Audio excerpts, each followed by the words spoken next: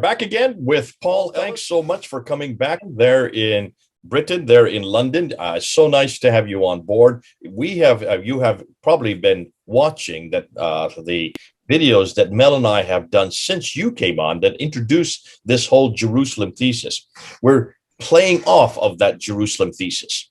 And that's why I wanted to bring you back again, because you've got some more material that's going to not only embellish what Mel has saying, but also help us to follow through. Where is that Islam is going to? Where are they looking to create not only their theology, but also their history? And as we're finding out, an awful lot of it is borrowed from Judaism, and more specifically, borrowed from Jerusalem and its environment. So let's go ahead. You've got three categories that you're going to be introducing. And what we're going to do, Paul, we're going to do each one as a standalone, if you don't mind, because I think each one of them needs to be discussed as a one by one, because there's enough information, and we would like to see what the comments are at the bottom. So people who are watching, Christians or Jews or Muslims, or even those who have no real take on this, can you at least hear what's being said and then respond to it? We'd like to hear your response. There's been some great responses. Paul, have you looked at the comments from the last time we talked last week? I have done. First of all, thank you very much for having me back, Jay. Yes, there's been a very, very high standard of debate and discussion. Lots of people with new ideas and new suggestions. It's taking a lot of time. I try to apply to as many as I can. It's been fascinating. So these are green papers that we're putting out there. These are ideas that we're coming up with. These are suppositions. That's nothing more. These are nothing more than suppositions, but we want to see how you react to it. We want to see where this goes. As you're finding, Paul and Mel and Murad and Joe and the others, they're coming up with so much new material. We want to make sure that you all see it and not only try to engage with it, but as we unpack it, respond to it. Okay, over to you. What is it, the theme? And I think we're going to talk about the Nazarites, aren't we? This is the first one. So right to you. Let's go up and put your up. I shall share. Did you want me to quickly go through for anyone who's just joining us for the first time? Please do. Why don't you give us a review? Start with that, because there will be people who don't know who you are. And while you're going up and bringing up this share screen, I'm just going to introduce you to those who are new to you. Paul is new to me as well, so I'm just getting to know him. I've only known him for about maybe 1 or 2 weeks. But he has been working for the last 3 years on this material, and he has dedicated himself to really unpack it, to research it, come to conclusions on it. And he now has put it on to PowerPoints. I think you've probably got the best PowerPoints I've seen out there. And you say the reason for that is because you used to be a teacher. You have students. That's right. PowerPoint. You're Mr. PowerPoint. But you're very colorful PowerPoints. We're going to be blessed with that in just a few moments. So over to you, Paul, as you now bring up your PowerPoint. Okay, you are complimenting me, Jay, on the PowerPoints.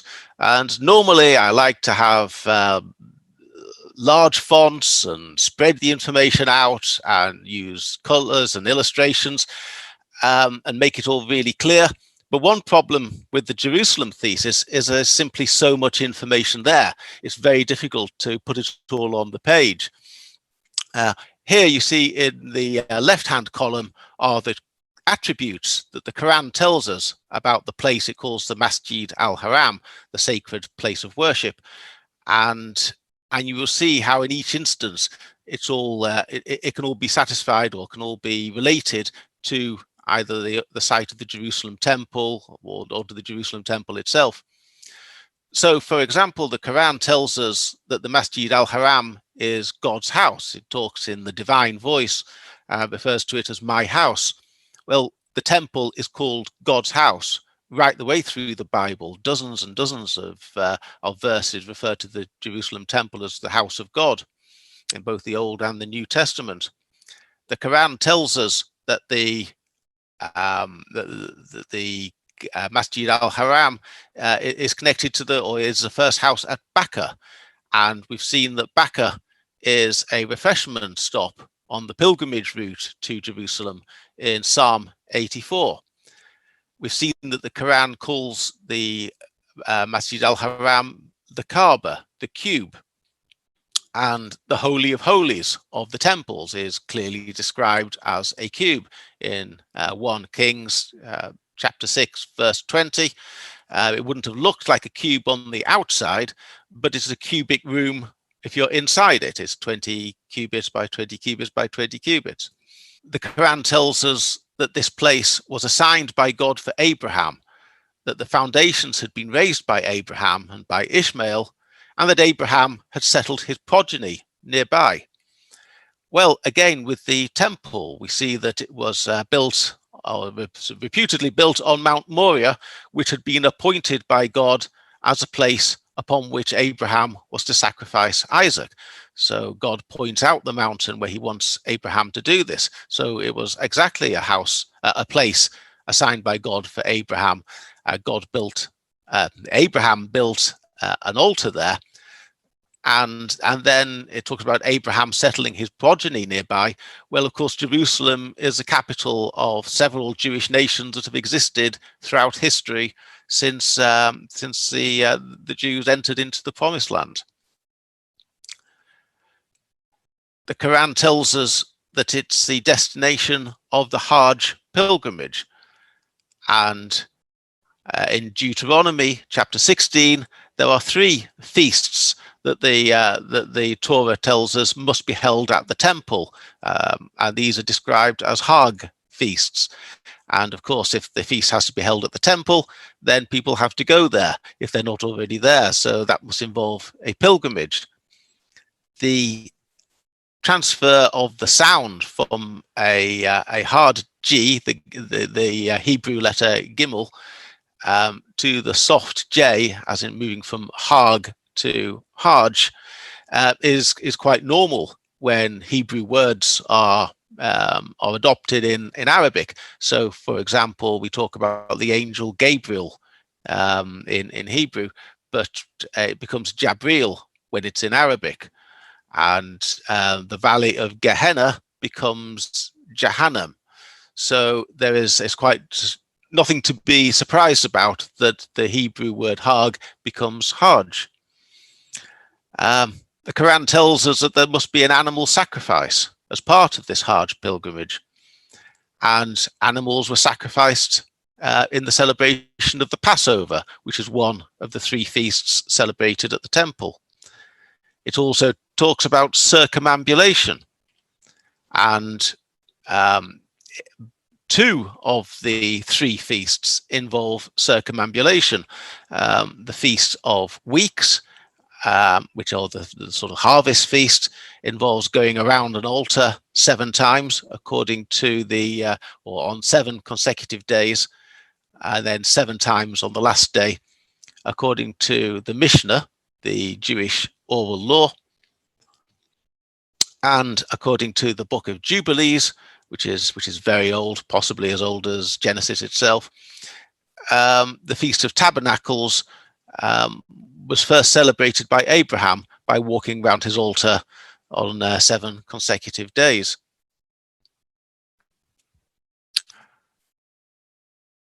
The Quran tells us that one must go between Safa and Marwa whilst on this pilgrimage. Well, Marwa is very similar to Mount Moriah, which is where Abraham was about to conduct the sacrifice and kill Isaac.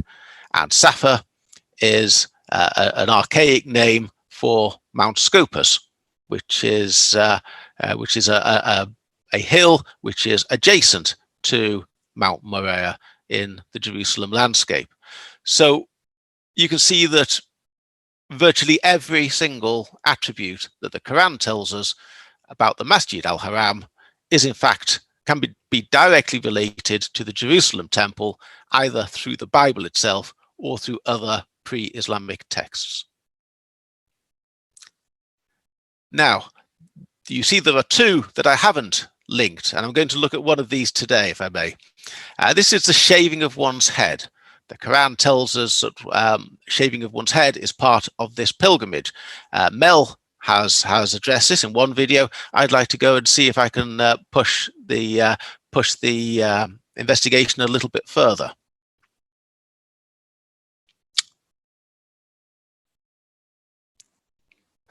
Well, in the book of Numbers, chapter 6, verses 1 to 5, there is a provision for something called the Nazarite vow.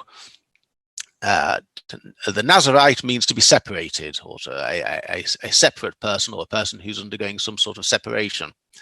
And it seems to be a vow that allows Hebrews who are not part of the Levite tribe to dedicate their lives to God for a finite period of time. So in the Nazarite vow, the book of Numbers states, "The Lord said to Moses, speak to the Israelites and tell them, when a man or a woman solemnly takes the Nazarite vow to dedicate himself to God, or to dedicate himself to the Lord, he shall abstain from wine and strong drink. He may neither drink wine vinegar, other vinegar, or any kind of grape juice, nor eat either fresh or dried grapes. As long as he is a Nazarite, he shall not eat anything of the produce of the vine, nor even unripe grapes or grape skins. While he is under the Nazarite vow, no razor shall touch his hair until the period of his dedication to the Lord is over. He shall be sacred and shall let the hair of his head grow freely." And I'm sure the most famous Nazarite, popularly, is Samson, who famously couldn't or vowed not to cut his hair, and then Delilah went and cut his hair for him and took away his strength. Verse 18 allows for the Nazarite vow to come to an end. And when the person's period of separation and period of specific dedication to God comes to an end, there is a procedure to be adopted. And this reads, "Then at the entrance of the meeting tent, the Nazarite shall shave his dedicated head, collect the hair, and put it in the fire that is under the peace offering." So the Nazarite, to bring the vow to an end, has to shave his hair and then put all the hair as part of the offering. It seems to me, although the book of Numbers doesn't say so explicitly, it seems to me likely that that involves not only shaving your hair at the end of the Nazarite vow, but also shaving your hair at the beginning of the vow, so that you will know exactly how much hair had grown during the period of dedication.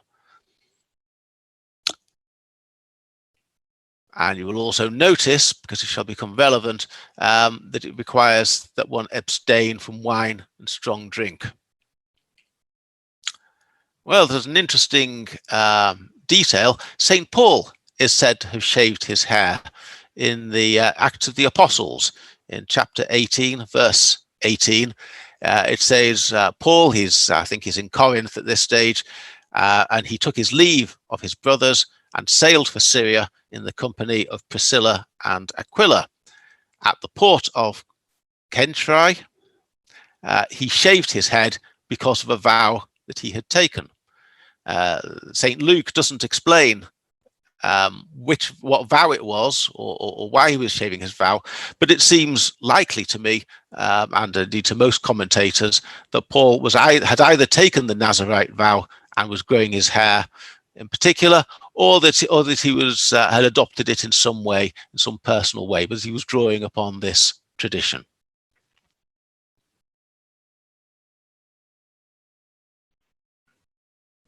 Well, let's have a look at what the Quran says.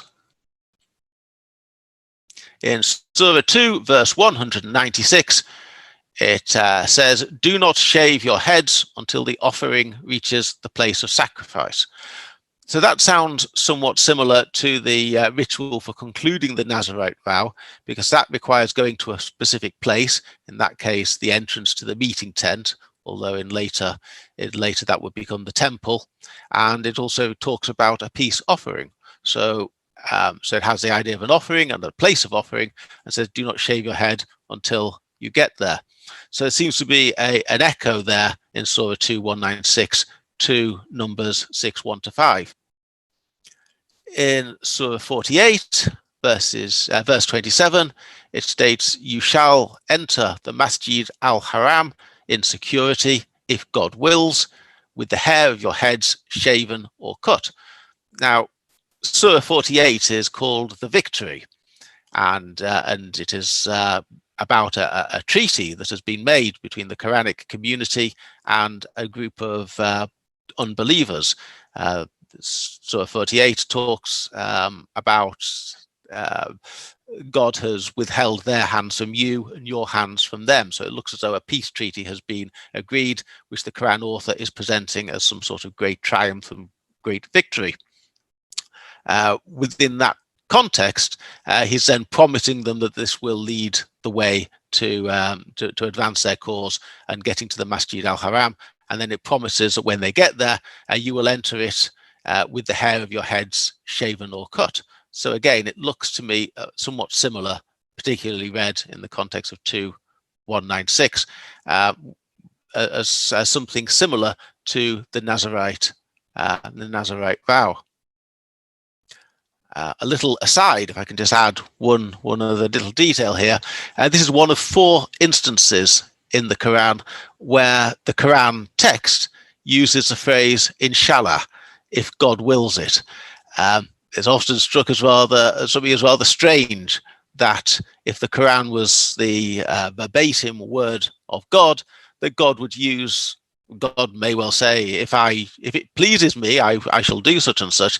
But it seems rather strange to me that God would actually use this common everyday phrase, "Inshallah," if God wills it. It seems a strange thing that God would say that, and it's one of my arguments for saying that I don't think that the Quran was ever intended to be read, or at least not all of it was intended to have been read as the verbatim words or speech of God.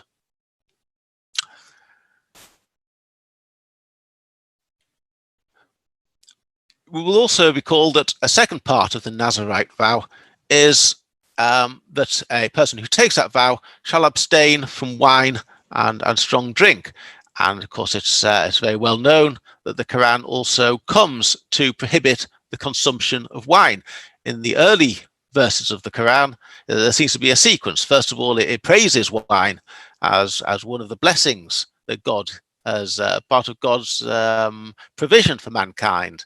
And then it starts warning the Quran audience not to come to prayer when they're drunk or when they're drinking too much. And then it says that it's a bit of a mixed blessing, that in wine is great good and also great wickedness or great danger. And then finally, it comes to the most censorious position. It says that it's an abomination of Satan. So there is a transition within the Quran from, first of all, praising wine and then urging caution to finally coming to a position of prohibiting the consumption of wine. There's not much in the Jewish scriptures to prohibit drinking of wine. Generally speaking, wine plays a quite a prominent, high-profile role in the Jewish scriptures. Isaiah talks about fine wine, and so on. And it's often seen as being rather odd that the Quran prohibits the consumption of wine on earth, but then promises that people will have wine to drink in paradise. Some people, possibly you, Jay, may regard this as a sign of inconsistency or possibly of hypocrisy, or saying go without now, or trickery, say go without wine now and you'll have more wine in the paradise to come. I'm not so sure that I take such a cynical view of it. I think it could well be, as I say, is a sort of imitation of the Nazarite vow, that wine is a good thing and you prohibit the consumption of it now, but one can enjoy it later on. We've always brought this up at Speaker's Corner. This came up over and over again. Not just wine, but also the covering of women's heads. You have these injunction after injunction: don't drink wine, don't touch wine, not even one drop, because it's the creation of Satan, and therefore it's prohibitive. But then when you get to chapter 55 and chapter 56 in the Quran, there are rivers of it. You can swim in it. So this seeming contradiction with the same thing with women. Do not, in chapter 33, verse, women are to have themselves completely covered up except for their eyes. And not just the wives of Muhammad, all believers are to cover themselves all up. And you have this injunction after injunction not to see your women in public. But then when you get to heaven, there are going to be not in the Quran, but according to the tradition, there'll be as many as 72 of these women for every man. So what is prohibited here is in abundance there. And that has always been a contradiction here, which is fascinating, because what you're bringing up is that this may have something to do with this previous Nazarite injunction. But in this case, there is no Nazaritic injunction against wine. Is that what you're saying? Well, my conclusion is really a question, but is could the Quran author, or the principal Quran author, have been modeling his movement on the Nazarite vow? In the early stages, there's no hint of any of this. And as I say, in the early stages, wine is praised and promised. But at some stage, the Quran author seems to have turned against the consumption of alcohol, and I'm wondering from these phrases if he was actually influenced, if the shaving of the heads, or the promise that you will shave your heads when you get to the Masjid al-Haram, is connected with the prohibition of wine, and both of them are connected to the Nazarite vow, and the Quran author has come across the Nazarite vow and wanted to create something rather similar for himself. Okay, well, there's the antecedents, and that's what we're looking for. So there you are. Shaving of one's head, I regard that as having also now been demonstrated with not only shaving of one's head in itself, but shaving of one's head at a designated place, normally at the temple. I think is now substantiated by the Nazarite vow. There's only one box is unticked, and that's the wearing of garlands. So I look forward to the comments. It's a bit of a challenge. I'll throw that out to anyone if they can find the wearing of garlands in the Hebrew Bible. Listen, thanks so much, Paul. Once again, you've come back and you've helped us, and you've walked us through this whole what we're calling the Jerusalem thesis. It's not just Jerusalem. We're using that city as a designation for the title, but you're talking about all these antecedents. In this case, what you have done, and you've gone through a quick overview looking at God's house. You're looking at Bakkah, the valley, the rest stop for Jews, that the Muslims have borrowed all these traditions that are Jewish in nature and have incorporated them into their own practices and their own theology. The cube, the Kaaba, again, you've looked at that antecedent in 1 Kings chapter 6, and also this idea that this is for Abraham, the emphasis on Abraham. Mel and I have just put up a video on the whole Abrahamist theme, this idea of people being Hagarenes and Ishmaelites. So that corresponds exactly to what you're saying here.